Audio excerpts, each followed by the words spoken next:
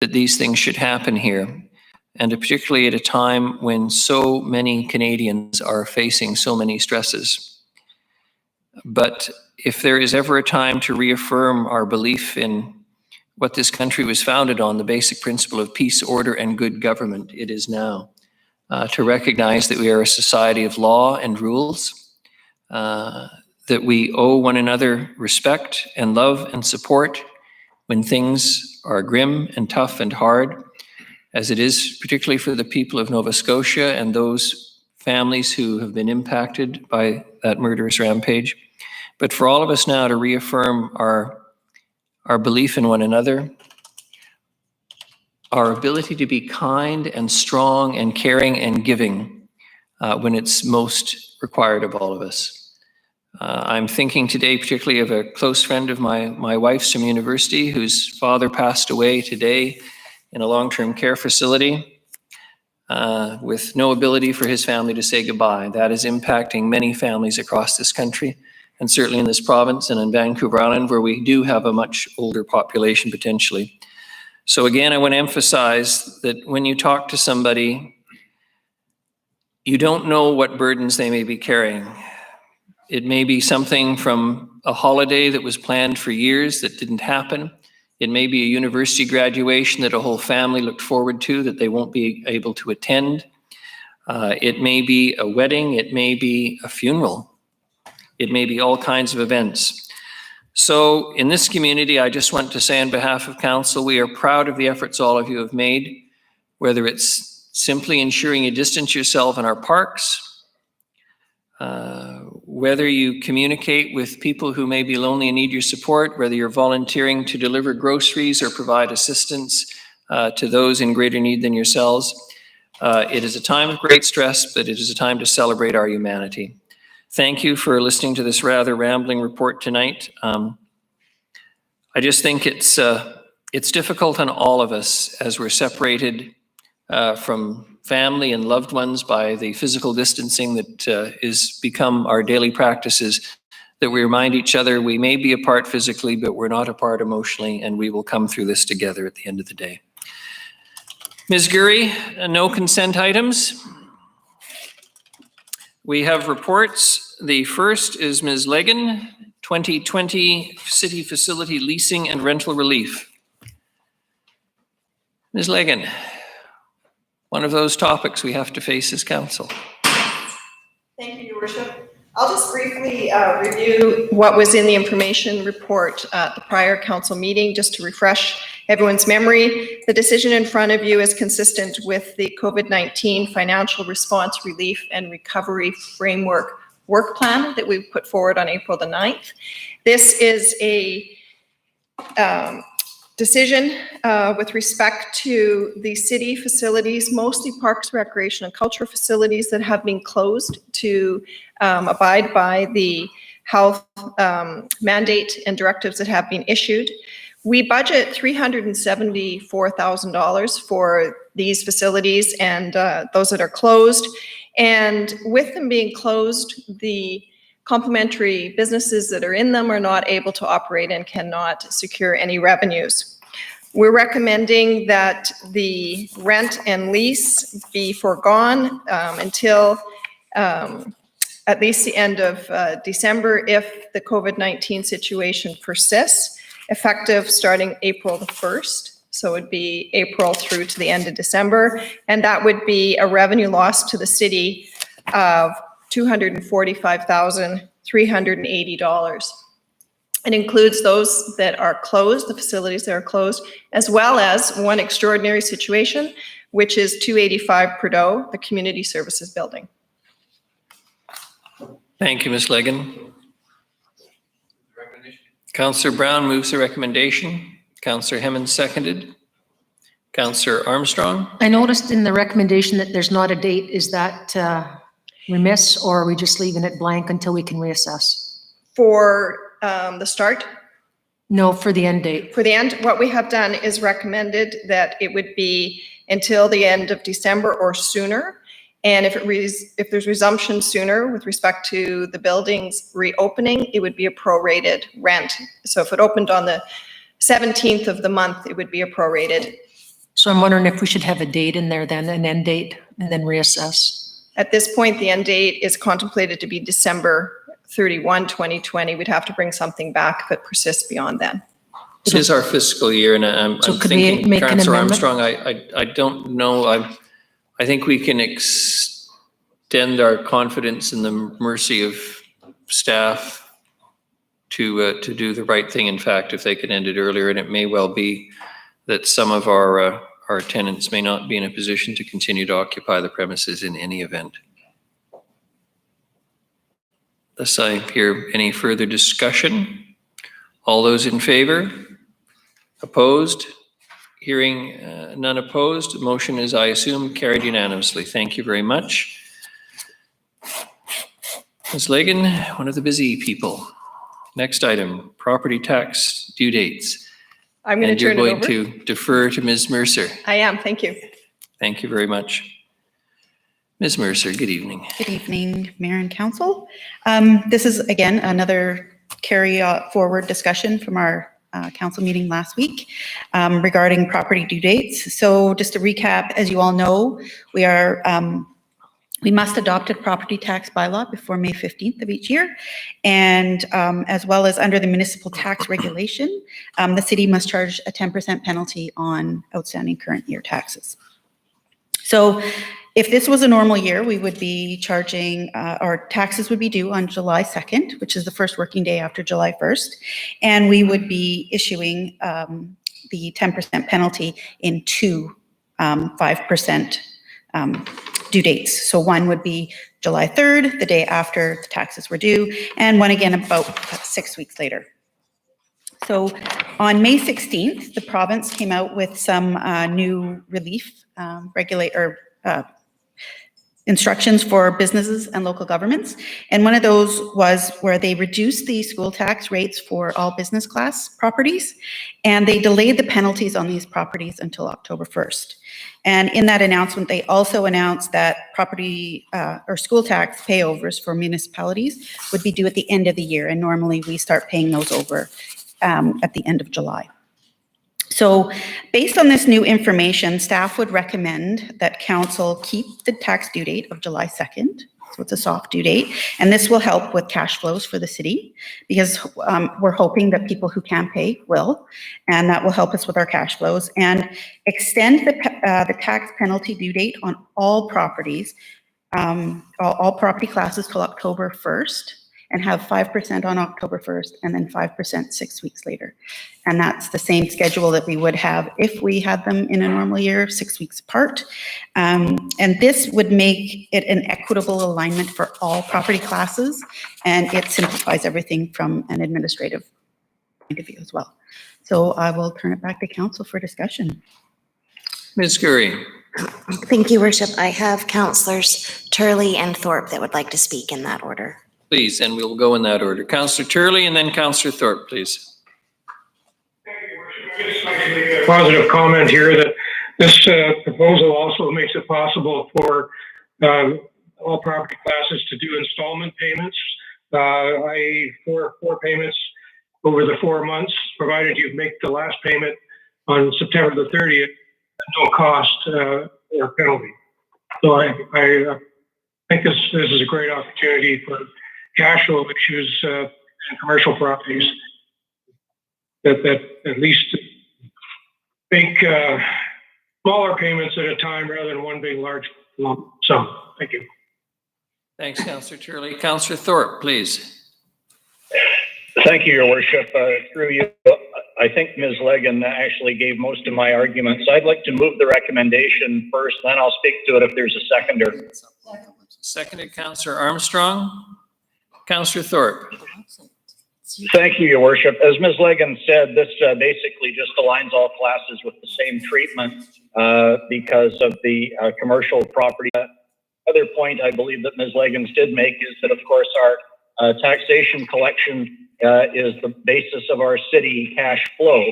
And so I would encourage those who are able to pay their taxes as soon as possible to do so. Thank you. Thank you very much, Councillor Thorpe. Ms. Gurry? Councillor Bonner wishes to speak. Councillor Bonner. Okay, I'm going to go to Councillor Gesselbrock and then I'll go to Councillor Bonner. Thank you, Worship. I just support the recommendation. I think that we need to do everything possible to support businesses and individuals that have been impacted by the shutdowns. And yeah, cash flow is a big issue. So I'm grateful that we were able to provide a little bit of relief in this way. And thank you. Thank you very much. Councillor Bonner, please. Thank you, Your Worship. I'm wondering if we can't do a little bit more to help the taxpayers here. I can see the first date that aligns up with the what the province has asked us for, but I'm wondering if we couldn't bump back the second date to December 1st. And what I'd like to do as well is look at changing the amounts, the penalty to 1% on October and then 9% on December 1st. I was wondering if how that would affect the tax payments or penalties as we see fit. Through your Ms. worship, Mercer. Councillor Bonner, there is no requirement in the legislation that says it has to be 5 and 5. Council can choose to split that up how they like. However, if you want to have enough of an encouragement to pay the taxes at the due date, otherwise you might as well extend that date a little bit longer if you split it up. But it is within council's right to do that. It's just it gives less of an encouragement for people to pay on the due date. Bumping it out to December 1st, again, that's within council's purview to do. We just run into, it starts to get close to year end, and then there's a lot of administrative work that goes in with getting that. So we would prefer an earlier date just to get our administration side in, get that all straight for year end. But again, it is in council's, it's in your power to do that. If I may ask a follow-up on Councillor Bonner, and I'll come back to you, Councillor Bonner. The school tax that we collect on behalf of province, that date has been extended to October the 1st. It's the school tax. We don't have to pay till the end of the year. So right. December 31st is the date. They haven't specified a date. They just said at the end of the year. So we're assuming it's around December 31st. But there's no penalty charged on that per se. I'm just. Yes, if there is, no, there's no penalty. School tax is included in your total notice. So if you have outstanding taxes, it would be included on that. And that's what I'm getting at. Okay, no, it's all right. Just ignore me. I'm just trying to think this through. But I am concerned about the suggestion of the date so late in the year in terms of staff being able to administer it, because candidly, we're looking at trying to keep city expenses in line. And this doesn't get accomplished by gremlins and elves. It gets accomplished by staff who actually have to do the work. Your Worship, we have Councillors Martin and Thorpe that wish to speak, and I'm not sure if Councillor Bonner wishes to speak again. I'll go back to you, Councillor Bonner. Thank you, Worship. And I can understand staff's position on this in terms of year end. I'm flexible on that. My concern here is that in past years, people didn't pay their taxes, and there may have been a number of reasons. And I can pretty well guarantee this year, those people who aren't paying their taxes probably can't afford it. And so all I'm asking is that maybe we could bump back the overdue costs, the overdue charges to the later date, just to give people a little bit more time to get enough money together to pay their taxes. I think this year is much different than previous years. Thank you. So, Councillor Martman. Thank you. I will disagree with Councillor Bonner. I like the idea of option 1 and keeping it simple. I believe that commercial businesses have to October 1st. We're keeping that the same. I think if you take it past the mid-November, then you start to get into it's so close to Christmas time, et cetera, et cetera.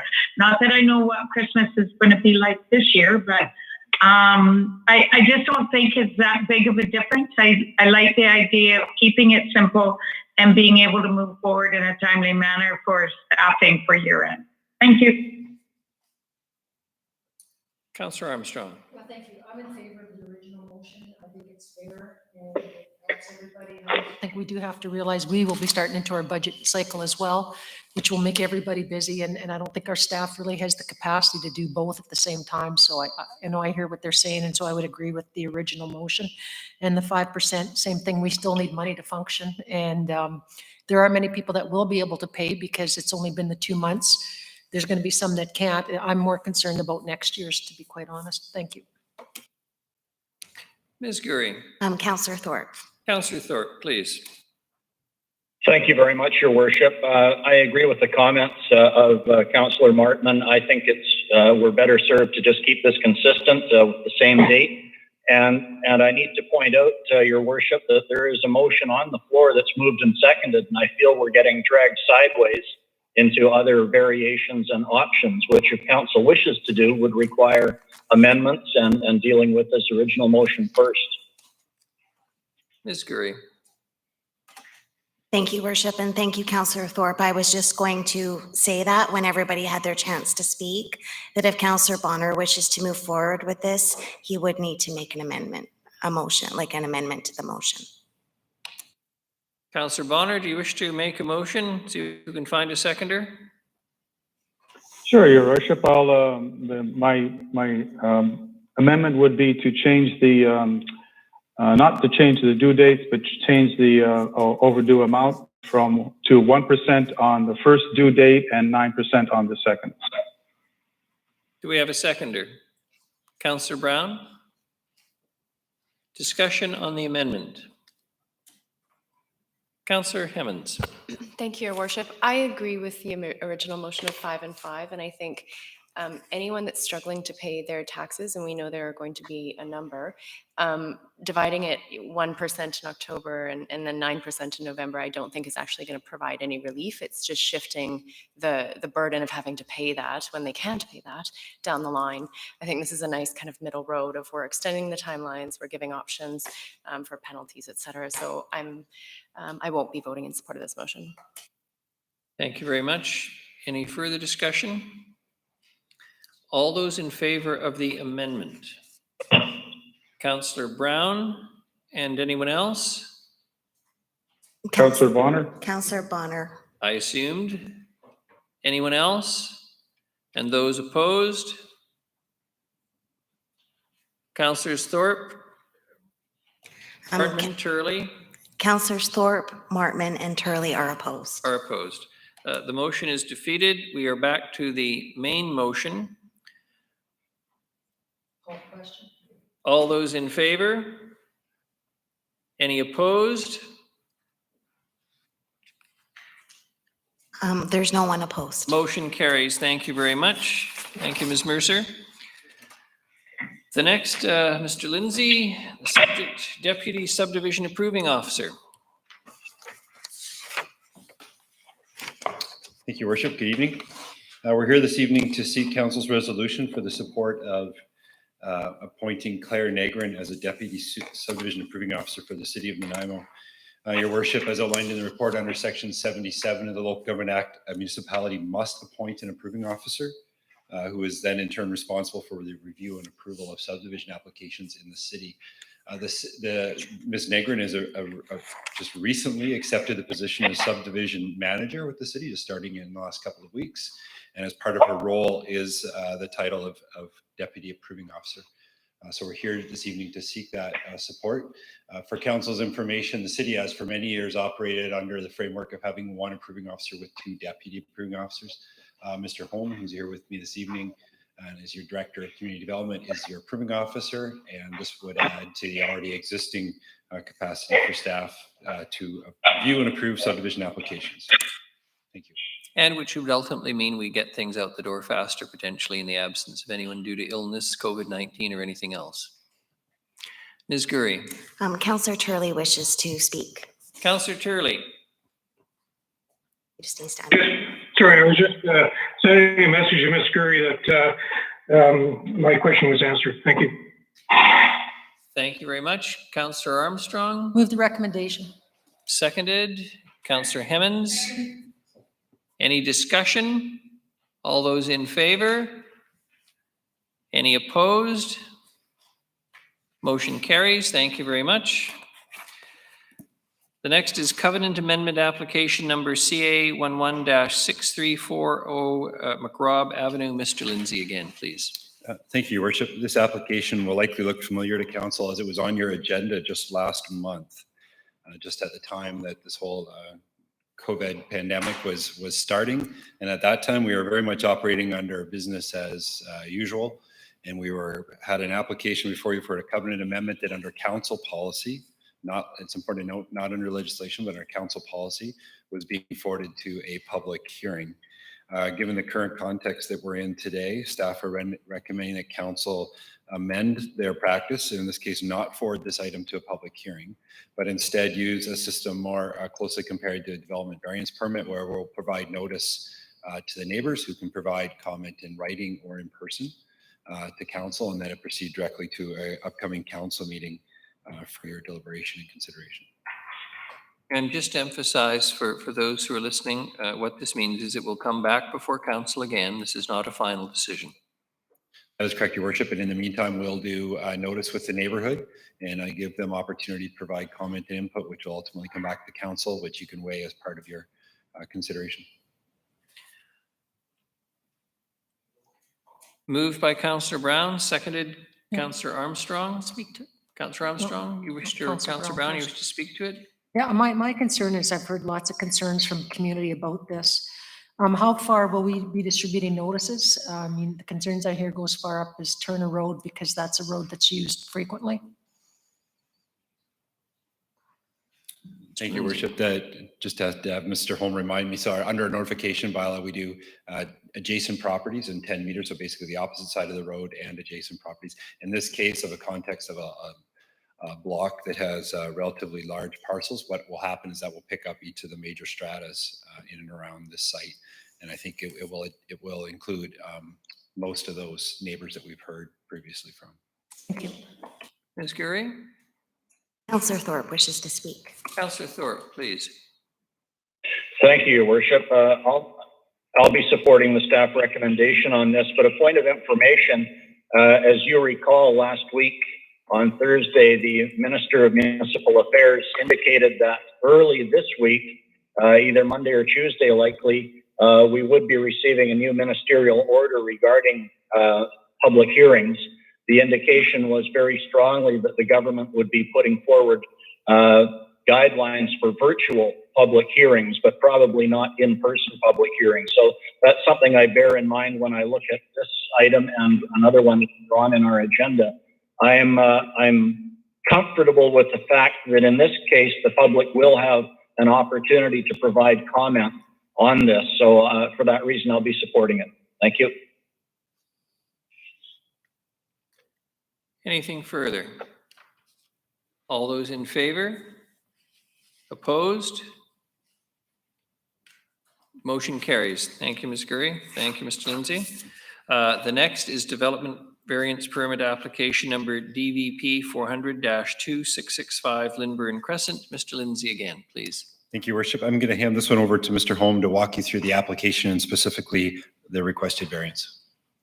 Mr. Holm. Thank you, Your Worship and Council. Good evening. So this is a development variance permit for property that's on the corner of Cosgrove and Lynburn.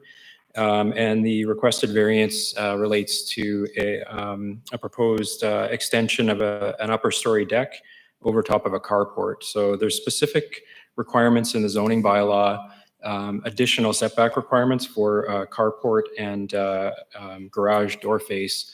The actual building setback for the property from Lynburn is 4 meters. That's the required building setback. Where a carport face or garage door face faces the street, the requirement's pushed back to 6 meters. So the request here is for relaxation from 6 meters for the carport, the front face of the carport, to 4.46. So it'd still be consistent with the building setback, the building envelope setback of 4 meters. What I'm trying to indicate is that somebody could build a building within that envelope up to the 9-meter maximum permitted height.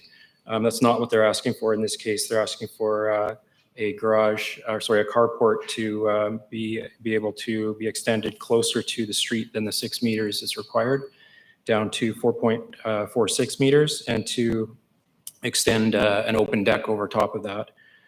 That's the requested variance, and staff supports the requested variance. There's a site plan if you're interested on page attachment C, page 50 of the agenda. Happy to take any questions. Thank you very much. Councillor Kesselbrock, did you wish to? Please. Your worship, just Councillor Martman wishes to speak. I'm not sure. Okay. We'll go to Councillor Gesselbrock, then Councillor Martman. Thank you, Worship.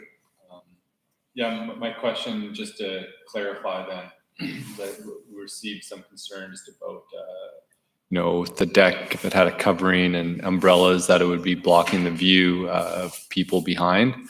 But if I'm hearing correctly, that in the house is permitted to build a second story right up to the 4 meters if they so choose, which this is actually a bit back from that and does not have a second story on it yet, but just is that correct? Yes, through your worship to Councillor Gesselbrock, yes, that's correct. Okay, thank you. Councillor Martman.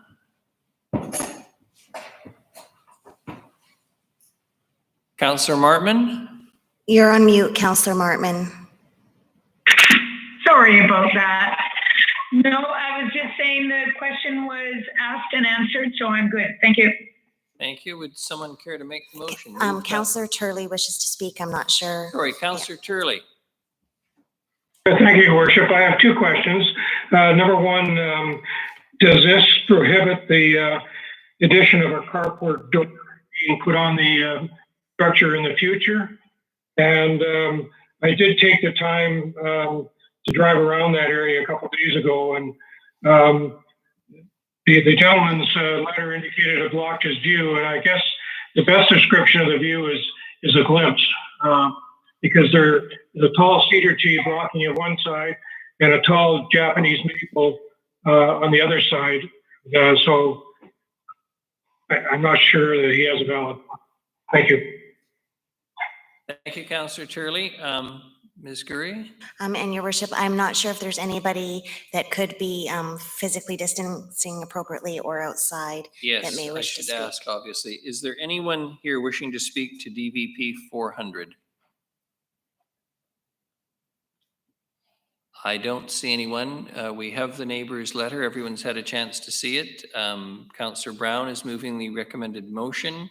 Councillor Hemmons is seconding. Is there any further discussion? All those in favor? Any opposed? None opposed, Ms. Gurry. Motion carries. Thank you very much. The next is development permit application number DVP 401-27 Milton Street. Mr. Lindsay. Thank you, Worship. I'm also going to turn this one over to Mr. Holm to walk through the application and the variance.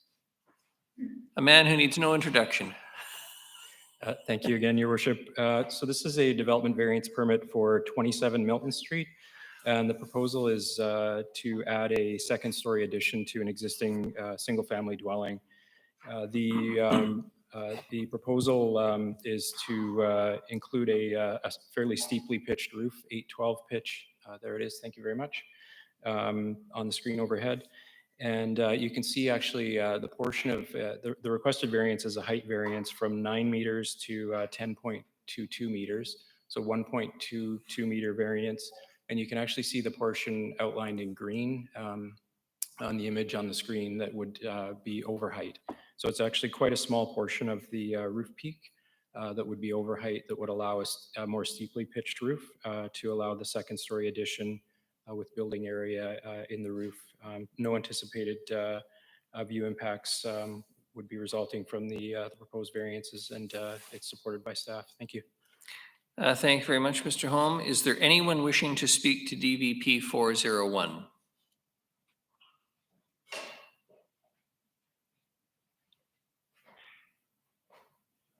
This is a nice surprise.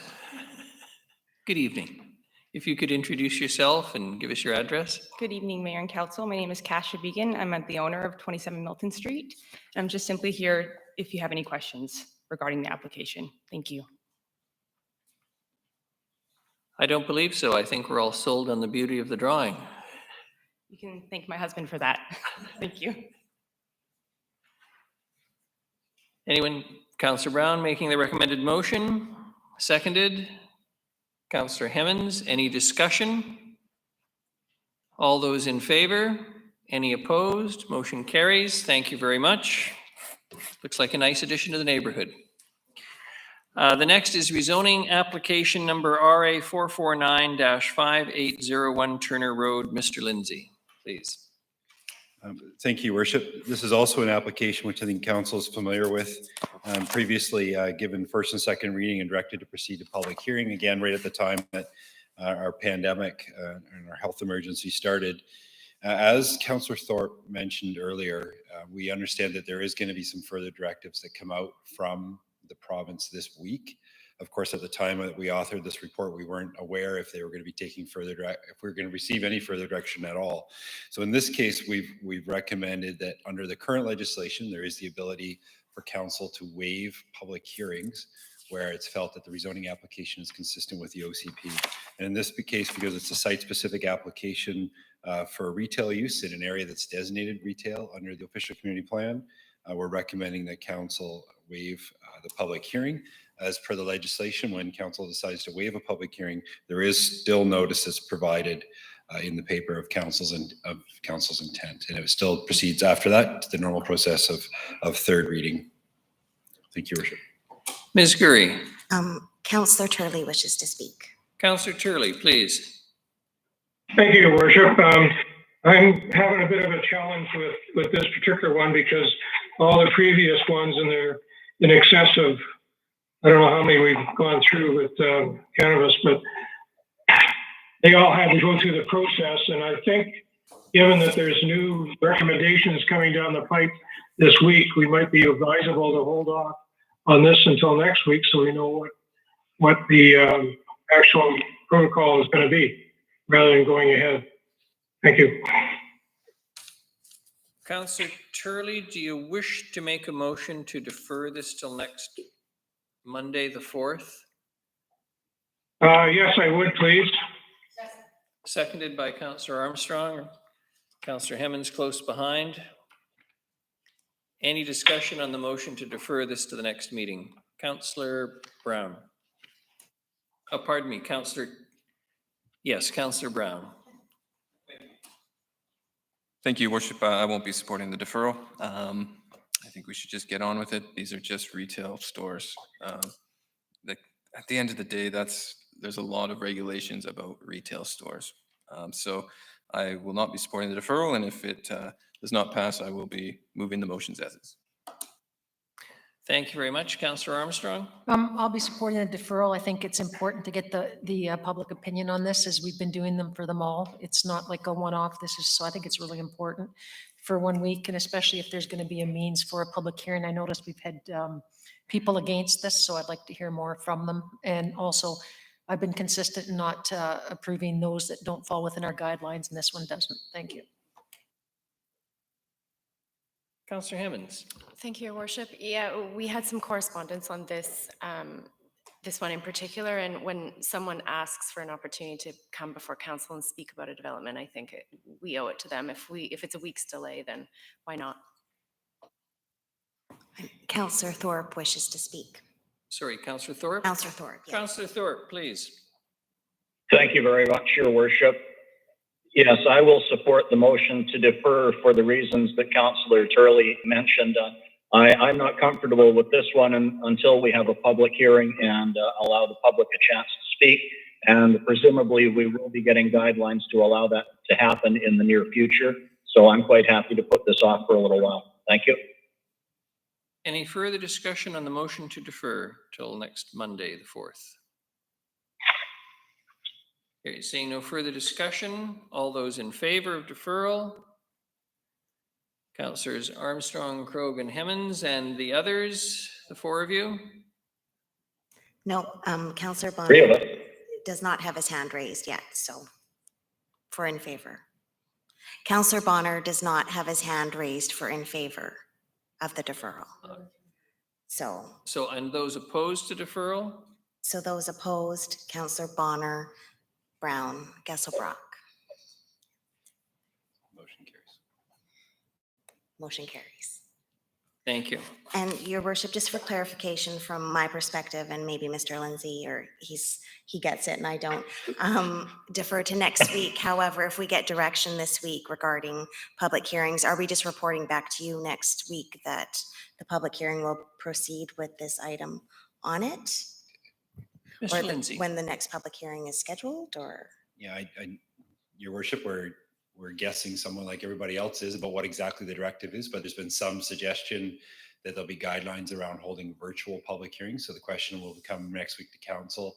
The options would be to either continue with the recommendation of this report, which was to waive the public hearing, or to establish a process of having a virtual public hearings if in fact that is the guideline, and that this item be deferred there. But we'll know more as the guidelines come out this week, and we'll be able to report back to council on your options. In the fullness of time, Victoria will give us a direction. Thank you very much. The next is 507 Milton Street, amendment of project under the revitalization tax exemption bylaw. Lindsay. Thank you, Worship. Late last year, council actually endorsed the inclusion of this property within your tax exemption program for downtown. It is for a 27-unit mixed-use development at 507 Milton Street. A condition of being brought within the program was that they must have a building permit in place no later than December the 7th. Unfortunately, they were unable to meet that deadline and have now completed the requirements to obtain a building permit, but have asked for the exemption program to be amended and have a date of July 1st of this year in order to get a building permit. So, Your Worship, we're supportive of the amendment to this project to allow it to proceed. Councillor Armstrong. Move the recommendation. Seconded, Councillor Hemmens. Any discussion? All those in favor? Contrary? None. Motion carries. Thank you very much. And finally, the Economic Development Task Force update. Mr. Lindsay, please. Thank you, Your Worship. When we originally had drafted this report a week or two ago now, it was with the intent of coming to council and seeking your support on lifting the moratorium and allowing the work of this committee to continue.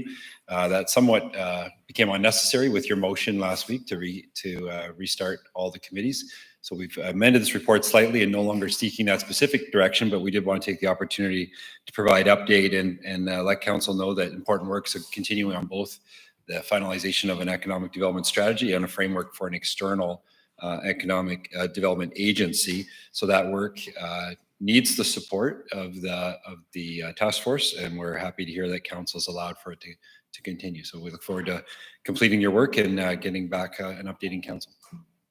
Thank you very much, Ms. Gurry.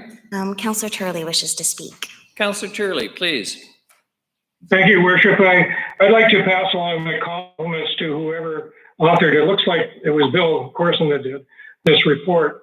It's excellent. And the question I have is if it hasn't already been forwarded to the task force members, could it be? Absolutely, Your Worship. Be happy to do that. Consider it done, Thank you. Councillor Turley. Thank you. If no further questions, comments, then we're on to bylaws.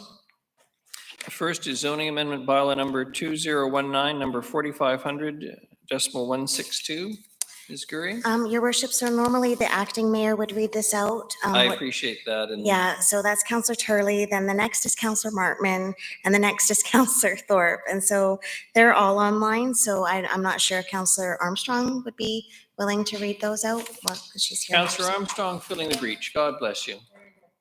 Motion that zoning amendment bylaw 2019, number 4500.162 to rezone 847 Bruce Avenue to allow cannabis retail store as a site-specific use in the neighborhood center CC2 zone be adopted. Seconded, Councillor Hemmens. All those in favor?